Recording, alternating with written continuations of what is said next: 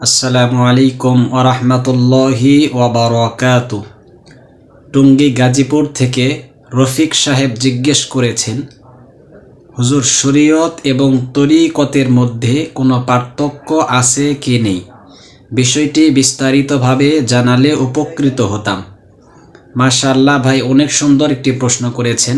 হামিদাও ওয়া মুসাল্লিয়াও ওয়া মুসাল্লিমা আম্মা বাদ।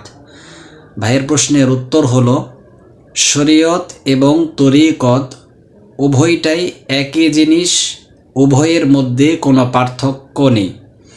অর্থাৎ একটা আরেকটার সাথে জুজইয়াত এর সম্পর্ক, একটাকে আরেকটার থেকে আলাদা করা সম্ভব না।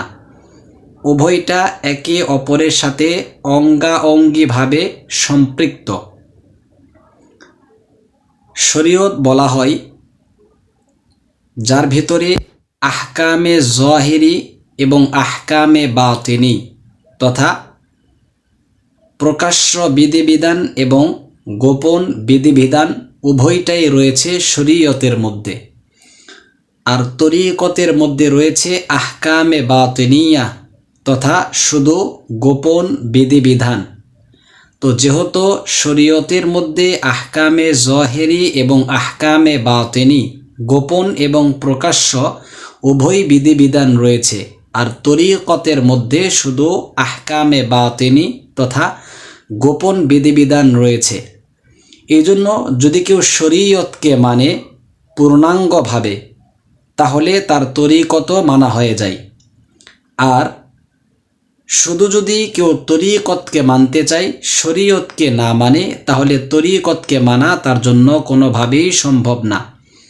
কারণ শরীয়ত মেনেই আপনাকে তরিকত মানতে হবে, কারণ শরীয়তের মধ্যেই তরিকতটা লুকায়িত রয়েছে। কারণ শরীয়তের মধ্যে আহকামে জহেরি এবং আহকামে বাতিনি উভয়টাই রয়েছে। এটাকে বোঝার জন্য ছোট্ট একটা উদাহরণ আমরা বুঝি। দুধ এবং মাখন, এই মাখন তৈরি হয় দুধ থেকে। দুধ ছাড়া মাখনের কল্পনাও করা যায় না। অতএব এই দুধটা হলো শরীয়ত আর এই মাখনটা হলো তরিকত। অতএব দুধ ছাড়া যেমন মাখন হয় না, ঠিক তদ্রূপভাবে শরীয়ত মানা ছাড়া তরিকত মানা কোনোভাবেই সম্ভব না। এজন্য আমি আগেও বলেছি, শরীয়ত এবং তরিকতের মধ্যে কোনো পার্থক্য নেই, একটা একটার সাথে সম্পৃক্ত।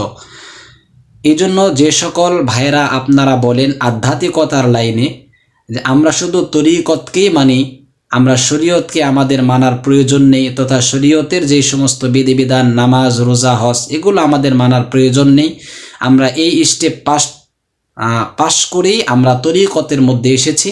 আমি আপনাদেরকে জোরহাত অনুরোধ করে বলবো, ভাই আপনারা ভুলের মধ্যে আছেন, আপনাদের এই কথাটা ঠিক না।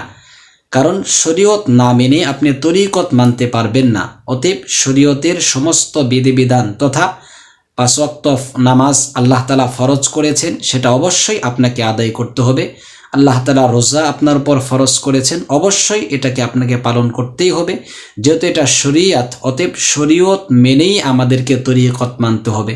আর শরীয়ত মানলেই আপনি তরিকত এমনিতেই মানতে পারবেন, কারণ শরীয়তের মধ্যেই আহকামে জহেরি এবং আহকামে বাতিনি উভয়টাই আছে।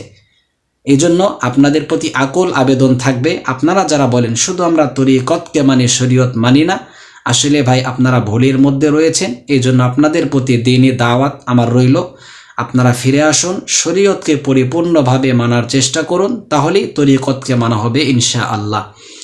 এই বিষয়টি বিস্তারিতভাবে বলা হয়েছে ফতোয়ায়ে শামের মধ্যে 1 নং খণ্ড এবং ফতোয়ায়ে কাসেমিয়ার 4 নং খণ্ডের মধ্যে। আশা করি সকলেই বুঝতে পেরেছেন। আসসালামু আলাইকুম ওয়া রাহমাতুল্লাহি ওয়া বারাকাতুহু।